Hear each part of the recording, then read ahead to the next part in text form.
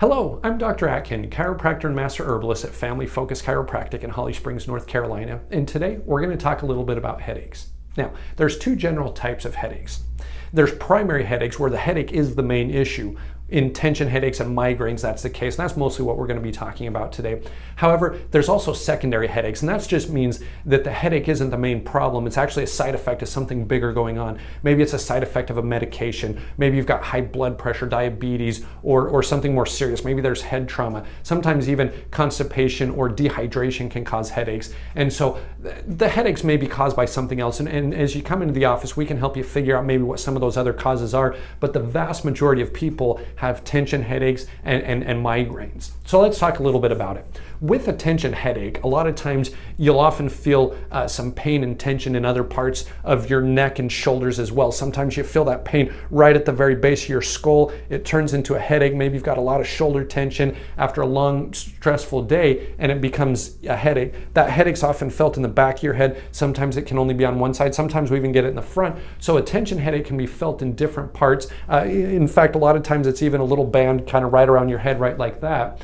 But tension headaches are primarily caused by something known as a subluxation. So let's talk a little bit about what that is. And to do that, we're going to need to understand about the nervous system. So this is a side view of the nervous system. The brain's sitting right up here. Now, the way that the brain works is that it sends healing messages down the spinal cord and out through the nerves to every single part of the body. In fact, nerves are coming from the brain stem out through your neck, and some of them are going back up into your head. Some of them are feeding the muscles in your neck and in your shoulders. They go to the thyroid gland, the sinuses, the ears, the eyes. They go everywhere.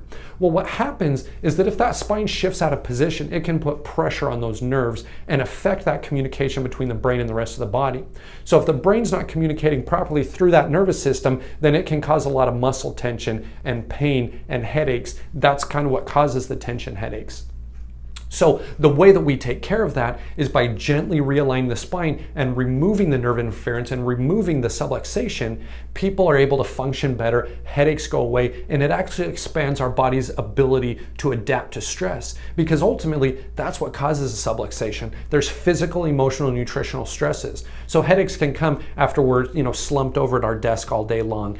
They can come after an emotionally stressful day. I mean, you guys have felt how emotions can cause everything to tighten up and lead to headaches. Well, as we adjust you, as you get that spine realigned, it'll be amazing to see how much better your body can adapt, and you can go through a day without getting headaches. So tension headaches, chiropractic is so popular for people with tension headaches because of how much relief that it brings. Now, let's talk about the other kind of headaches, migraines. Migraines are different. They're not like tension headaches. Migraines often come with some sort of a visual aura. You may see some nausea and vomiting. When you get a bad migraine, all you want to do is curl up in a ball, on the bed, shut off all the lights, close the windows, and just try to survive until the migraine goes away. And there's several different causes of migraines. Certainly one cause can also be subluxation in the upper cervical spine, and I've seen tremendous results in migraines if that is indeed the case. A couple other places that we've got to check though, right above the atlas is a bone in your head called the sphenoid.